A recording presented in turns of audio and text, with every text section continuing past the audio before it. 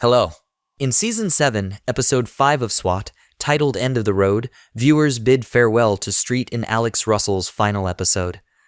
The departure is marked by a memorable twist, adding an element of fun to the emotional goodbye.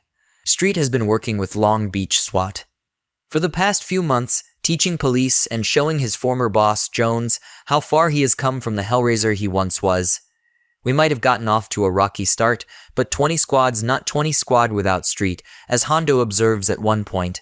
When Long Beach S.W.A.T discovers that a biker club is reuniting, the two squads band together. The biker group has great intentions thanks to its cop-killing boss, who has returned after a decade-long absence.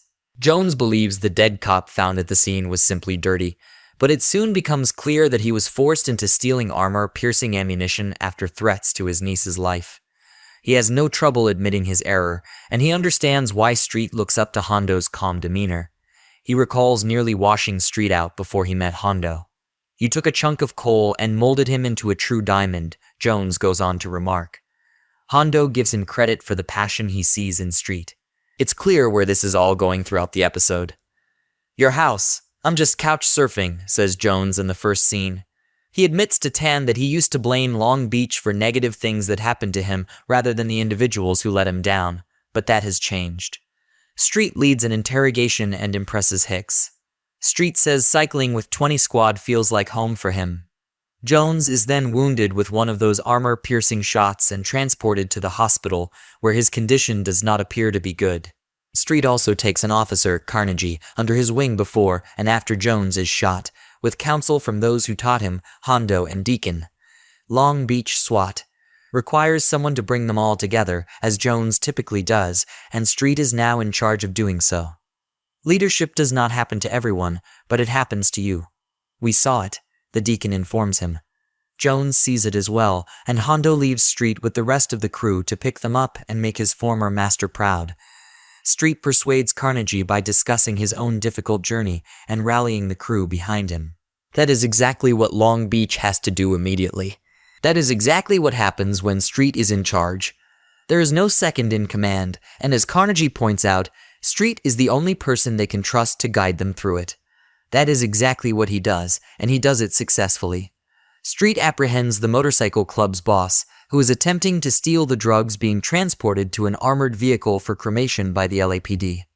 After that, he checks on Carnegie, who has opted to stay with Long Beach and establish roots.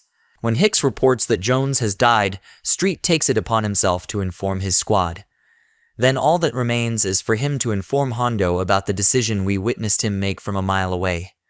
He waits for the sergeant near where Hondo once fired him. "It felt like the worst day of my life at the time, and I had some bad days before that and worse to come," S.W.A.T said. After Hondo compliments him on his work with Jones' squad, S.W.A.T acknowledges, "I never thought of myself as someone who could call the shots like that." But Hondo isn't surprised, given that S.W.A.T has always understood family. "You grew up having to make your own, so you understand how powerful it is. Even when you ran away, disregarding my commands, it was only because you wanted to aid your mother, brother, or Chris."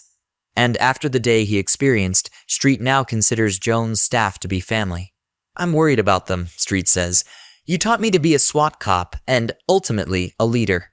Right now, they require a leader. He's remaining in Long Beach for good, but I owe you and this team everything. It saved me. I am not sure how to leave it behind." And, while teams come and go and cannot be perfect indefinitely, 20 squad was perfect, says S.W.A.T. Hondo hugged S.W.A.T farewell and told him, "I never thought the screw-up I had to fire would be the one I'd have the hardest time saying goodbye to." While S.W.A.T would prefer to have Hondo say goodbye to the others, Tan notices him packing his locker and follows him outside. "I figured I'd just bow out of here and finally give you a chance to shine," S.W.A.T says with a smile.